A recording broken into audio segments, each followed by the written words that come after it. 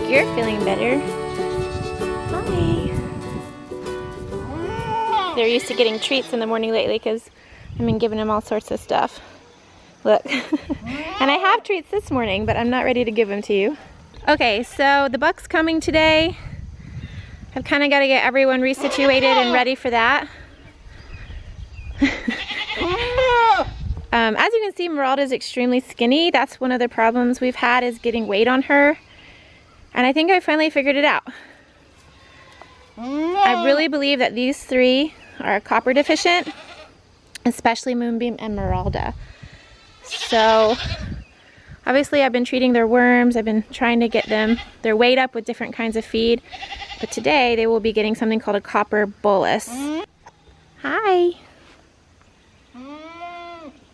I want to talk a little bit about how I am, or why I'm thinking that the issue is a copper deficiency.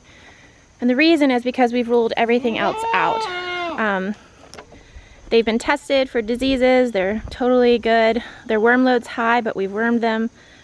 They have like kind of a copper color to their coat, which is probably hard to see in the video, but that's one sure sign that your goats are copper deficient. Look at Miss Raven, she's getting a pet. You've chilled out so much, you're such a good girl.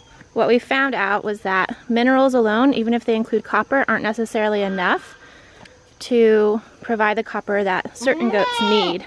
Some goats will do fine with loose minerals that have copper in them. Some goats are just genetically predisposed to copper deficiency, and seeing as that I'm seeing it in Meralda and Moonbeam, and their Moonbeam is Meralda's daughter, I'm thinking that's the problem. We have worked diligently to try to get Meralda better, and nothing is working. So finally we came across copper deficiency as the problem. You guys can see how emaciated she is. Please don't give bad comments. We have been working on this problem for months. Moonbeam really isn't that sick, thankfully. Hopefully this problem will be solved before she gets any sicker. And this girl, she seems copper deficient too, but not nearly as sick. Usually you would give this with what's called a bolus gun, but I'm finding that really difficult to do. And so I did some research and talked to some people that have had goats a long time, and they said they just give it in a treat. This is a little pill, and inside it, see if you can hear that, are little rods, metal rods of copper.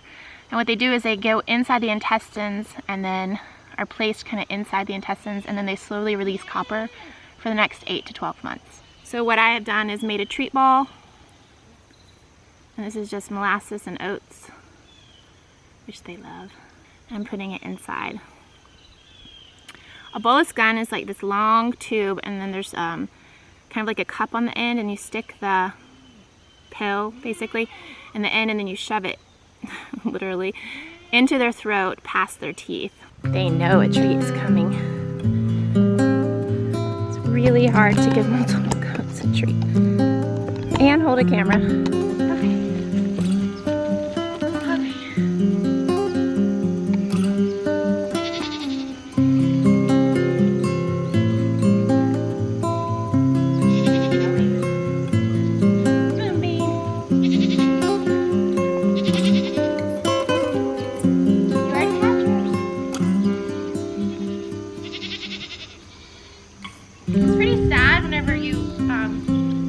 Issue with your goats for some time and not been able to figure out the cause, and you just feel kind of hopeless that your goat's ever gonna improve. And I've mostly been worried about Meralda for months, but most of the other goats, they're doing great.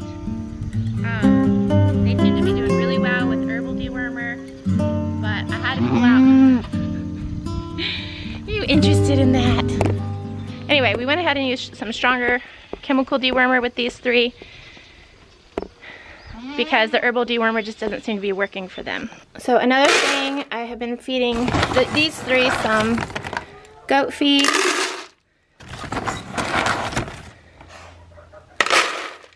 They've been getting some supplemental feed other than browse and grass to get their weight up. Go on, chickies.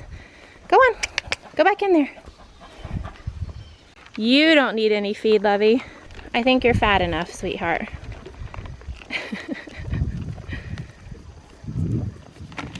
I just love how Nigerians look pregnant even when they're not, when their rumens are nice and full and active. Now I will go let the other goats into the pasture. Also, we've been giving supplemental hay. It hasn't rained much the second half of the summer, so our grass isn't really growing.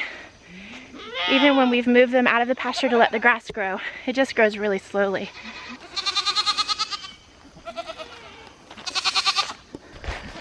Come on, sweethearts.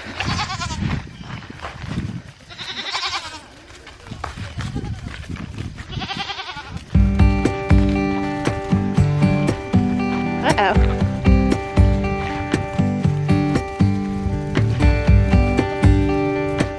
Come on, sweethearts.